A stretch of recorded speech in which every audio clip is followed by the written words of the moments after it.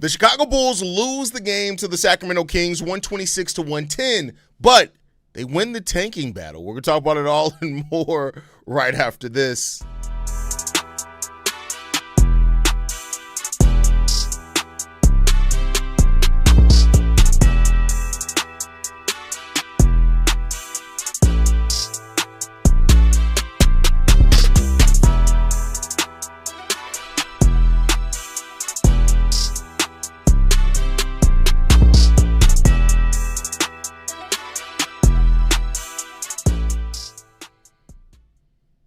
What's going on, Bulls fans? Welcome to another episode of Chicago Bulls Central, your number one spot for everything Chicago Bulls related. I'm the host there, Haize, but more importantly, you guys can follow the channel at Bulls Central Pod on every social media platform we happen to be on. With that said, let's go and get into this content for today, y'all. And the Chicago Bulls come out with a loss here, but a win if you're a Tank fan. The Chicago Bulls lose this game 126-110. Josh Giddey has a triple-double in his return, which is good to see Josh Giddey getting active. 15 points, 12 rebounds, 10 assists in this game. He goes 6 of 13 from the field as well for 1 steal. You get a triple-double from Josh Giddey, which is always the mark of a solid Josh Giddey game for what it's worth. Collin Sexton, almost another 30-point game, 28 points off the bench. He was 9 of 12 from the field, 7 of 9 from the three-point line as well, and 3 of 4 from the free throw line to go along with 3 assists, 2 rebounds, no turnovers at all for Collin Sexton. This is a really solid game for Collin Sexton, 28 points in 22 minutes. We also get 20 points from Matas Buzelis in his first game back from injury as well. He goes 5 of 12 from the field, 8 of 9 from free throw line.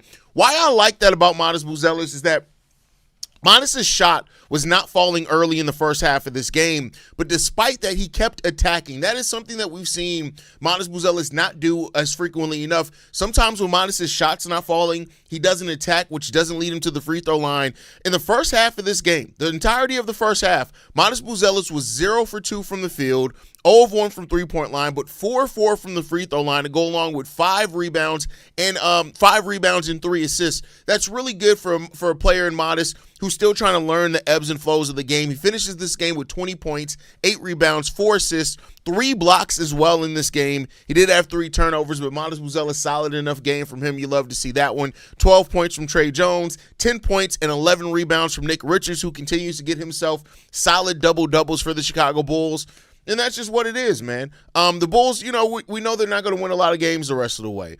In this game as a whole, they got outscored points in the paint, 68-36 points in the paint. A big part of that was rookie Maxime Raynaud with 20 points in this game, I believe, 26 points in this game to go along with 11 rebounds. Maxime had himself a really good game. That's a rookie that I really did like for the Bulls, and it's unfortunate because the Bulls probably could have had him had they been a little bit more aggressive about it in the second round of this past draft, but that's woulda, coulda, shoulda, water under the bridge. We get outscored points in the paint 68-36, outscored on second chance points 19-12. We did outscore them bench points 50-40, but other than that, man, they killed us in points off turnovers 13-4. The Bulls have themselves another double-digit turnover game with 14 turnovers. We've been averaging close to 20 since the All-Star break and trade deadline, so at least they cut it down, I guess, if you're looking for any type of benefit there. But still a very ugly game for the Chicago Bulls team, man. It is what it is when it comes down to that one. But hey, the Bulls, for the tanking fans, the Bulls did what they wanted them to do. You still lost this game for whatever that's worth. And, yeah, man, hey, it is what it is. 1K down the drain, unfortunately. Listen, I told you when you said you bet $1,000 on the Bulls, you were tripping with you were playing loosey-goosey with your money, my boy, for $1,000 on the Bulls. We got Daniel Berry in the building. He says, happy Sunday. Hi, everybody. P. Will got Leonard Miller minutes. I said it. A lot of people were saying that they were excited to see Leonard Miller. With everybody back healthy in both Jalen Smith and Patrick Williams, we knew that Leonard Miller probably wasn't going to play a whole lot in that. It's unfortunate when it comes down to it. I would rather see Leonard Miller play. Patrick Williams played almost 17 and a half minutes in this game. I would have rather seen Leonard Miller play, to be honest with you. Still not convinced Saxon in 2 seconds for Kobe wasn't a solid trade. The guy's a dog, and if we move up in the draft, I wouldn't not be against $20 million a year at him to be the 2 guard. I mean, listen, the thing with Collin Sexton is I think at this point, Collin Sexton isn't a starter. It's much like Jordan Clarkson. You remember when Jordan Clarkson won 6th Man of the Year? Then the following year, the Jazz tried to put him, I think it was the Jazz, maybe he was on a different team, tried to put him as the starting 2 guard, and it just was not the same. I think Collin Sexton has really settled into this role as a super sub. Not meaning that he can't play starter level minutes, but I think he's one of those players that him coming off the bench is really ready to go for that. That's just my personal opinion. But, hey, Collin Sexton's balling out, man. And I think he may have played himself out of the Chicago Bulls because they're going to really be some teams that come knocking for Collin Sexton this offseason, and I don't know if the Bulls are going to be willing to match it. Bulls got 26 wins. Do you see Indiana, Washington, Brooklyn winning more games than our 26? No. The Bulls aren't going to move up past those teams. It's not going to happen. Collin Sexton got to stay. He's the only dog we have. Y'all got to stop with this people got to stay thing. I tell y'all that. Like, y'all setting yourselves up for disappointment when you start thinking certain players have to stay. Like, Collin Sexton's good. Make no mistake about it. He's really good. And especially in that role, you like players that thrive in their role. And we'll see. I'm not mad if the Bulls try to make an offer up to him or whatever, but we'll see what happens there. I'll be fine with Sexton being a Peyton Pritchard guy following years. We'll see. Losing to injured Kings lineup must be an immediate fire offense for Billy. Not when your team's trying to tank. Let's see that. Just say I told y'all so, Collin Sexton. I don't think many people doubted that Collin Sexton was good. So, yeah, Rob Dillingham is trash. You were right, Haize. Listen, and I don't want to be right on this. Like, let me be clear here. When I say things and talk about players, what I see in them, what I don't see, I want to be wrong. Like I said, I want everybody who comes to the Chicago Bulls to thrive. I really do. Like, why would you not want somebody on your favorite team to not thrive? If Rob Dillingham ends up working out, it's a low, cost-effective contract that the Chicago Bulls can get a player that was a top 10 pick and that could work out. The unfortunate part about it is the basketball side of it. When you watch Rob Dillingham play basketball, you see that the size is just something that is not, like the way that he scored in high school and college is not going to be the way he scores in the NBA. Now, I continue to be impressed with Rob Dillingham's passing. I really do. I continue to be impressed with his passing. He had 5 rebounds today, right? So, like, I just think that if Rob Dillingham locks in and says, listen, I'm not going to be a scorer in the NBA. I can still shoot some and I can score some, but the best way that I'm going to impact the game is with my passing and being active. Maybe he can be a decent backup. I don't know if Rob Dillingham has ever started at this point in time. I just don't know if he is. But I hope that he wakes up. I hope that the more opportunity, it gets him something. I don't know what's going to be there. But right now, I'll tell you this. Rob Dillingham is not good. He's not a good basketball player.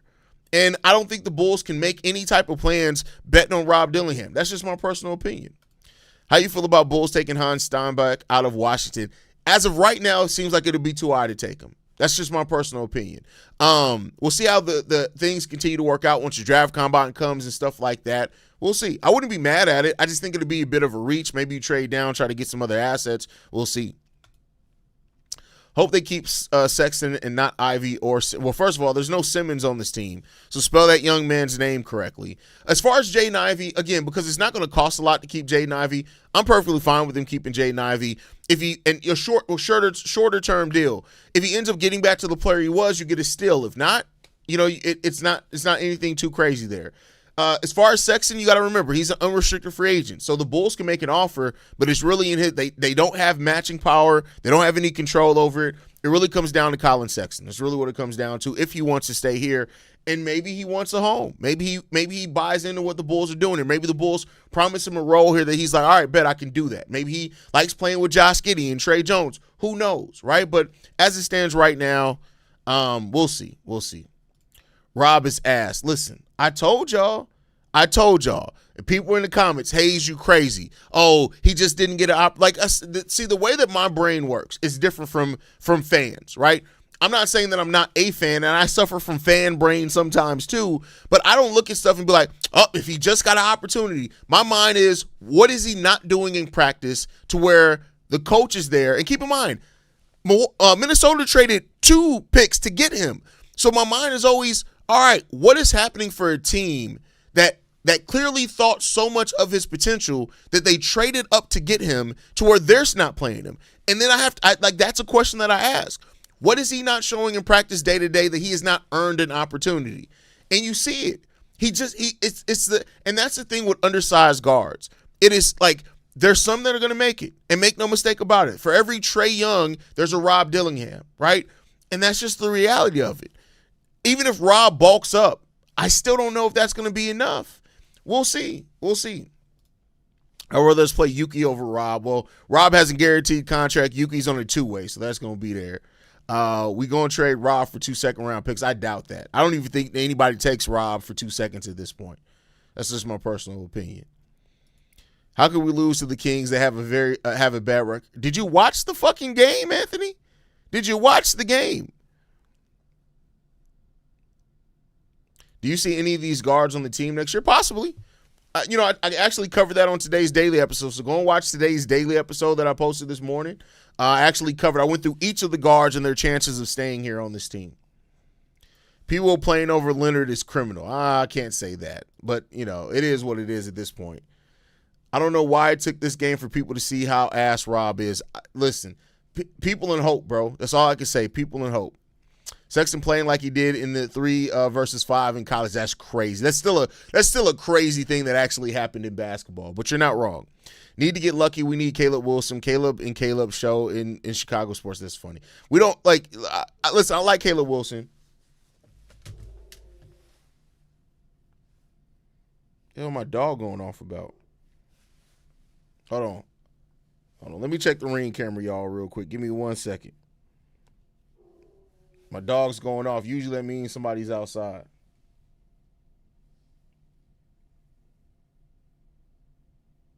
I don't know what he's going off about.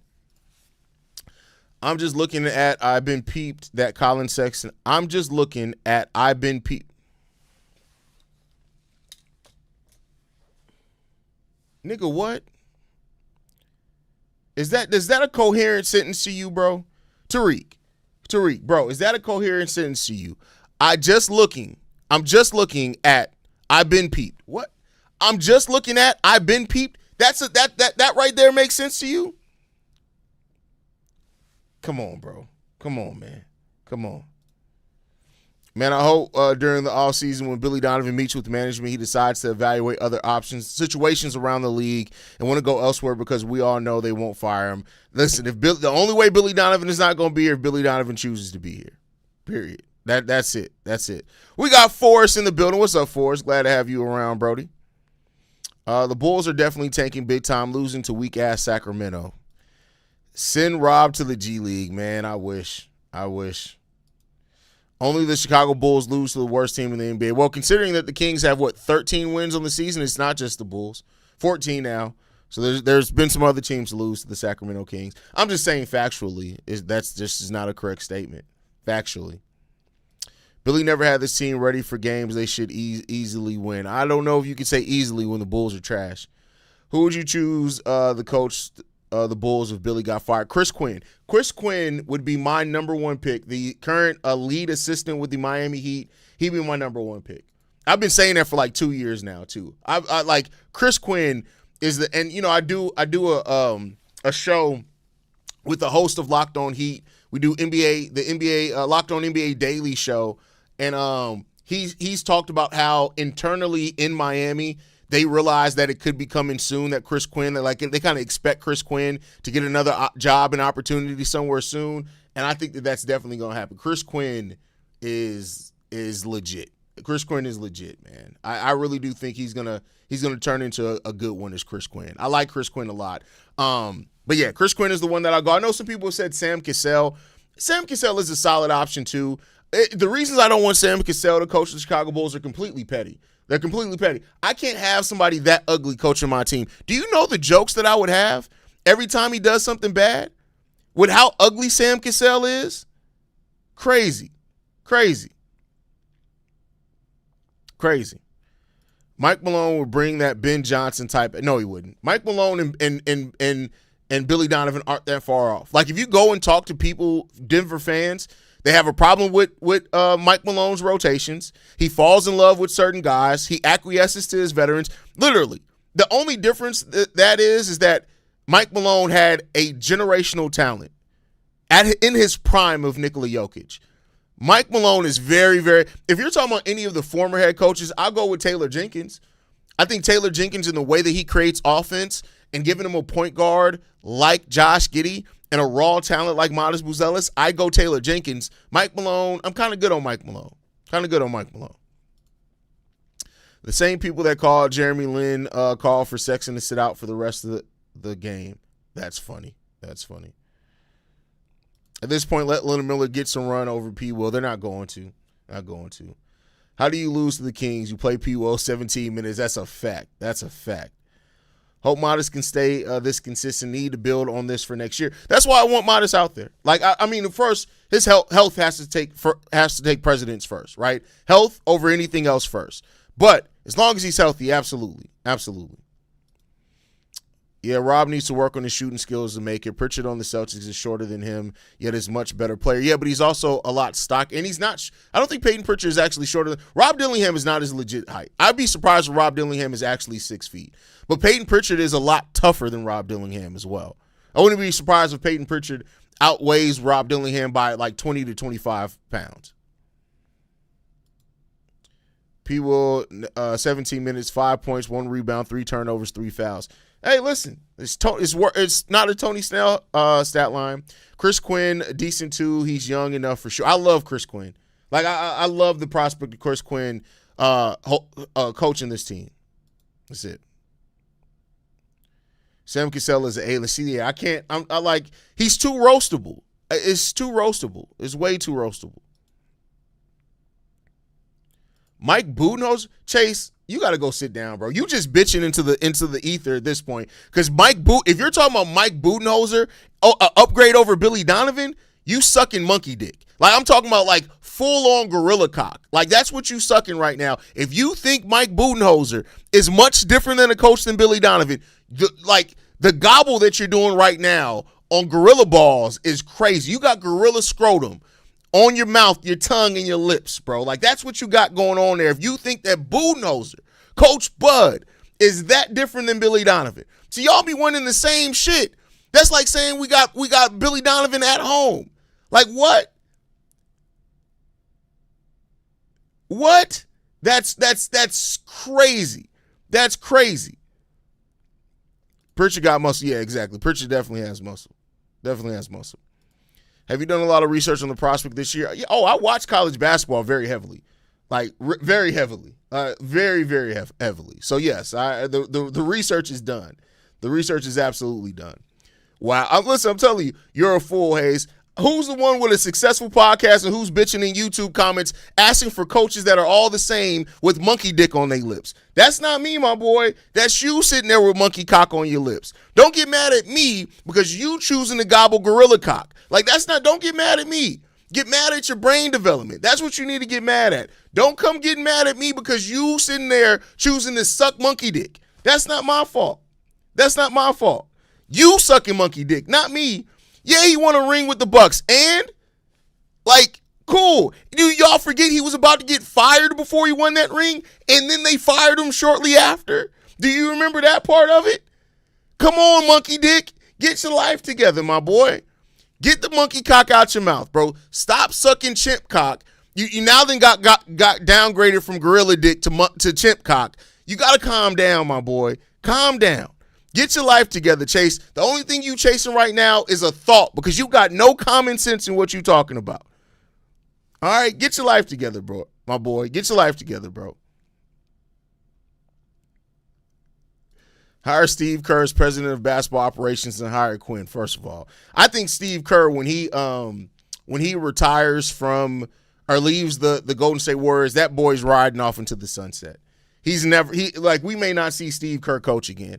I think he's had his run. I think he's had a lot of fun. You got to remember, Steve Kerr's dealt with health battles, 2 different occasions with the Golden State Warriors. I really think when he leaves the Warriors, I think Steve Kerr's just going to retire. And he's had a great run, an amazing run. I just don't know if he wants to deal with anything else. Chris Quinn or Taylor Jenkins, for me, both are solid options. Yeah, I mean, listen, I wouldn't be mad at it. I think the Bulls get blessed by Adam Silver in the lottery. We got the best market out of all the lottery teams. First of all, if that's mattered before, like, go and look at the lottery. It's been the same teams in the lottery for the most part for like the last 5 years. That shit don't matter. How optimistic are you of Matas year 3? What type of stats do you expect or hope for? I don't do that. Vikram, you've been following me long enough. You know I don't do that.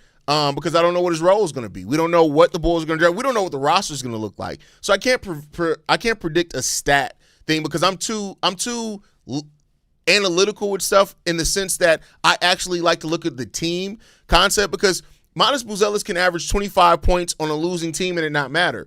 If the Bulls build a solid enough team, he can average 18 points and be more impactful than 25. So all I want to see from Matas is take the next steps. Put on a little bit more weight, not much, so you don't lose your athleticism. Grow defensively. I really want to see from Matas, and I want to see from him rebound the ball better, and also just have a better idea of when to attack the teeth of the defense. Those are some things that I definitely want to see from him to get back into, but we'll see. Real random question. Do you think D Rose will be a good coach? Because I remember seeing a while back a fake post saying he joins the Bulls coaching staff. I mean, from what I know about Derrick Rose, I can't say yes to that. Like, great basketball player in his prime, but I don't know if Derrick Rose has the X's and O's from a coaching standpoint. So, I don't know. We'd have to see Derrick Rose take the similar path that most people have. Join somebody's coaching staff first. Work yourself up, right? That's what I'll see.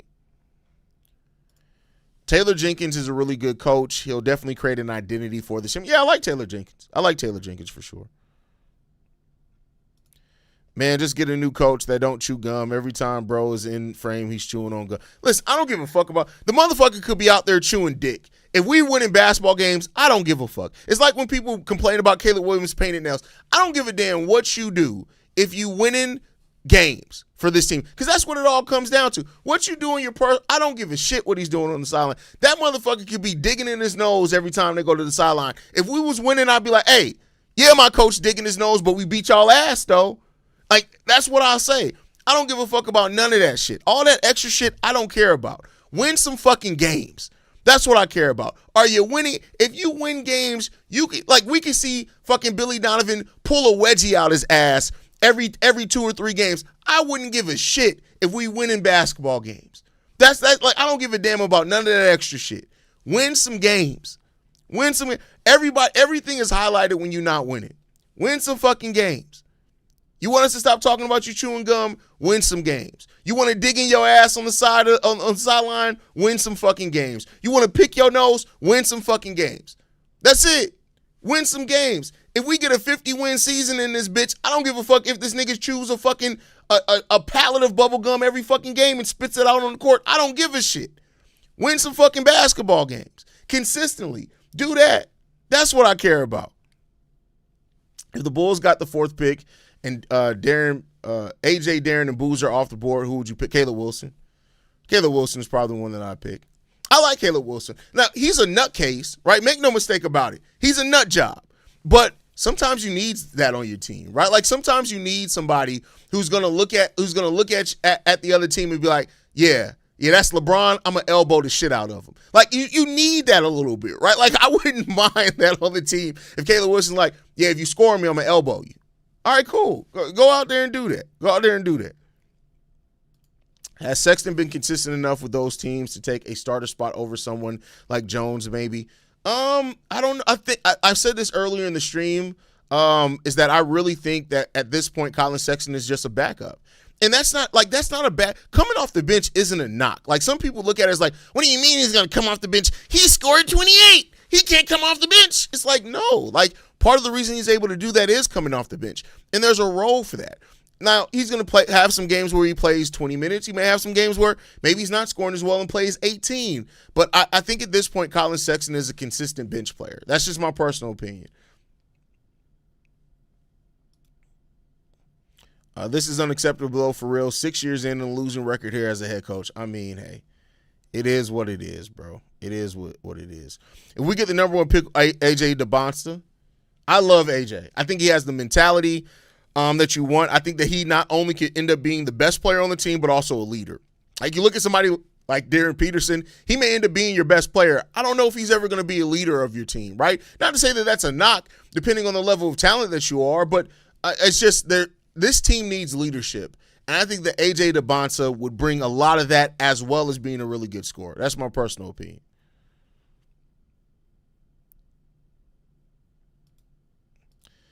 Okay, go and look at Coach Budenholzer's record, win-loss record. Go look at Taylor Jenkins' win-loss record. Go look at Taylor Jenkins' average over expected wins versus Coach Budenholzer's. Go look at that. Don't tell me I'm too. See, the thing about y'all that y'all don't realize is when I say stuff, it's based in analytical, objective truth that I say that. Go and look at that. Go and look at Coach Budenholzer's record with a generational talent like Giannis on his team the majority of his career, and go and look at what Taylor Jenkins was able to do with a Memphis team that was losing players due to injury, losing players due to head cases. Go and look at that.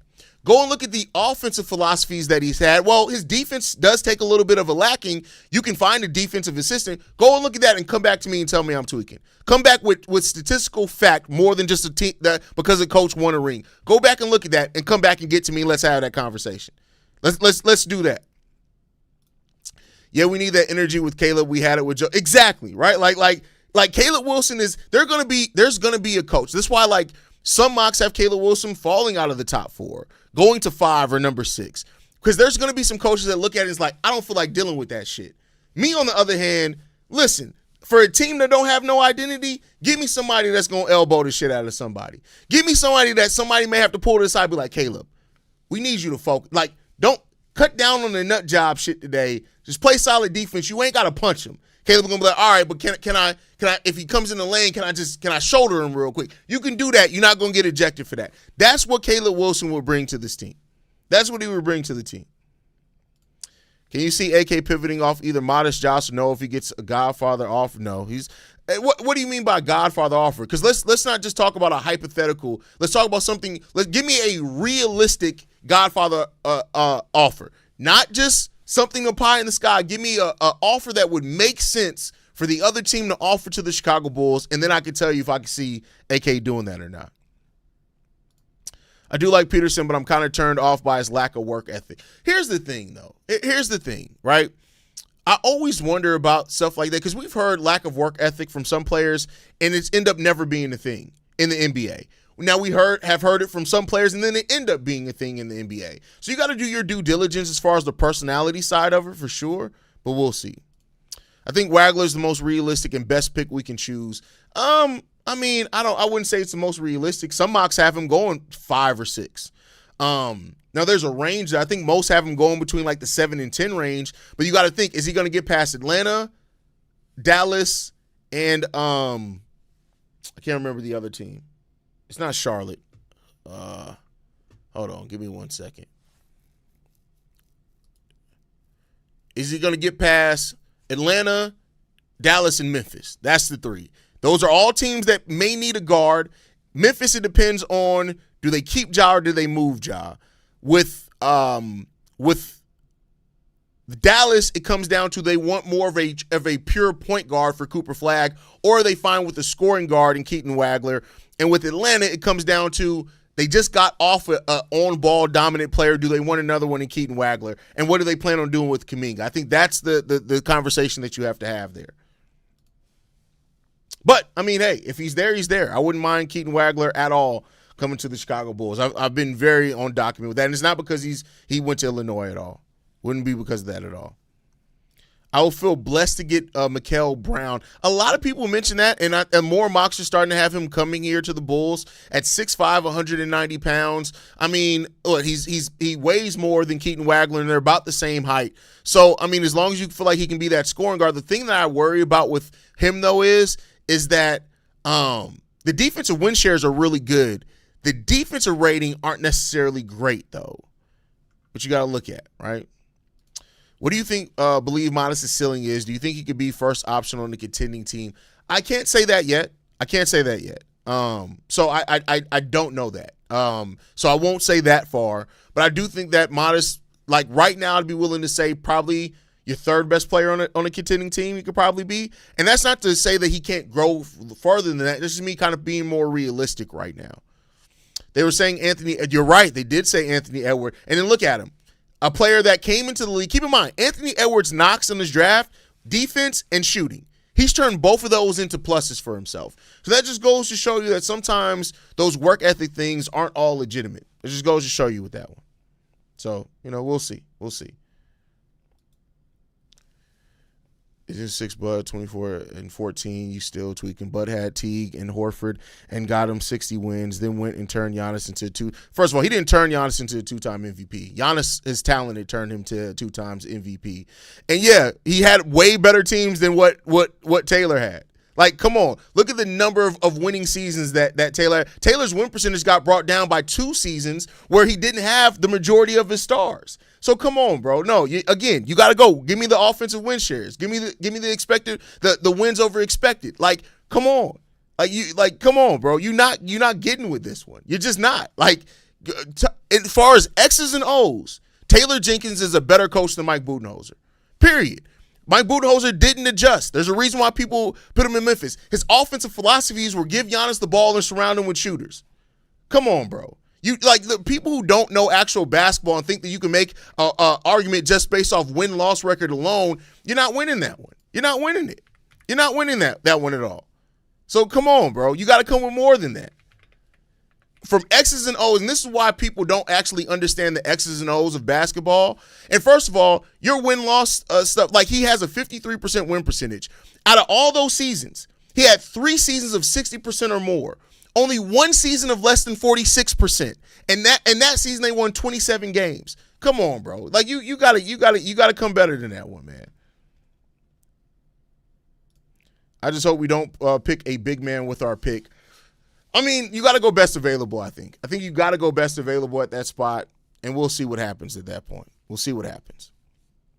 But all right, y'all, get ready to wrap it up. Thank you guys for tuning in to another post-game show. Make sure you guys are following us at Bull Central Pod. You can send us any feedback, questions, comments, concerns, bullcentralpod@gmail.com. Lastly, if you want to leave a text message and our voicemail for the mailbag, the number to do so, 773-270-2799. We are the number 1 spot for everything Chicago Bulls related, but that's thanks to you, lovely and beautiful people. And like to end every episode on, go Bulls. Love you guys. See red. And I'll catch you guys on the next one. Peace, y'all. This has been a presentation of the Break Media.